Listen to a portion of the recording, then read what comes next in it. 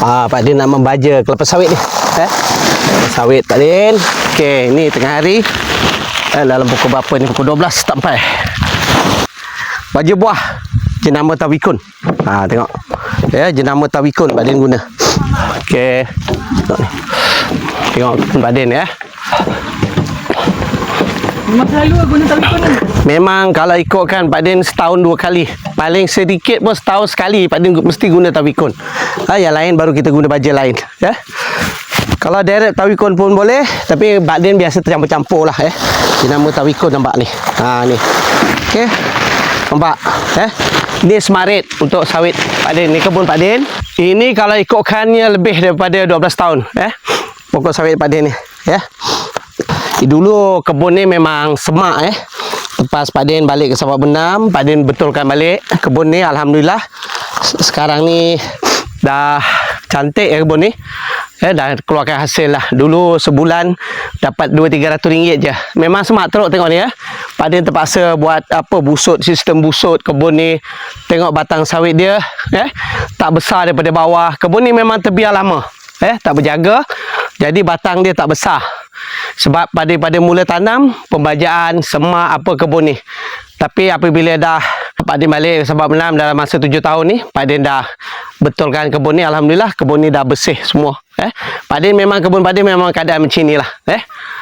Cuma ini kelapa sawit yang lama terbiar, jadi batang tak besar. Tapi Alhamdulillah masih boleh menghasilkan 3 ekar ni 3 tan. Ada masa sampai 4 tan pun ada.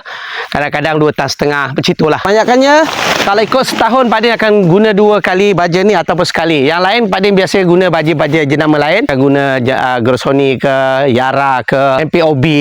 Boleh guna baja Ajib ke. Ada banyak lagi jenama-jenama macam Bemea yang murah tapi berkualiti.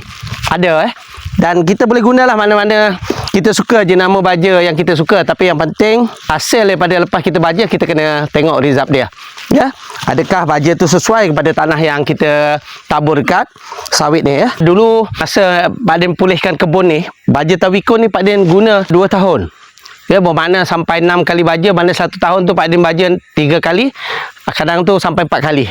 Jadi bermakna 2 tahun Pak Din baja 7 kali. Barulah nampak pokok ni subur balik Mula-mula Pak Din pakai soil amendment lepas tu Pak Din pakai smart green, smart blue, lepas tu baru smart red Satu pokok biasa Pak Din akan guna 2 kilo ke 2 kilo setengah. Ni ada masa Pak Din hari ni kat kebun sawit ni. Tadi pagi Pak Din dekat kebun nenas. Pagi-pagi biasa pukul 7 Pak Din dekat kebun nenas. Dah tengah hari sikit Pak Din baru pergi ke kebun sawit pula Kalau 50 kilo biasanya 2 kilo sepokok. Jadi mana dapatlah dalam 25 pokok ataupun kurang sikit lah Pak Din biasanya tengok keadaan pokok juga. Okey satu ni lebih kurang 2 kilo Pak Din punya baja 2 kilo. Tapi biasa Pak Din tabur sinilah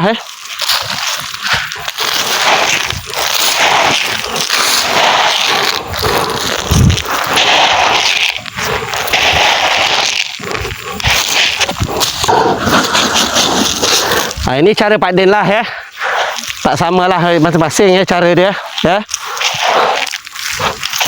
Pak Din buat sini je cara Pak Din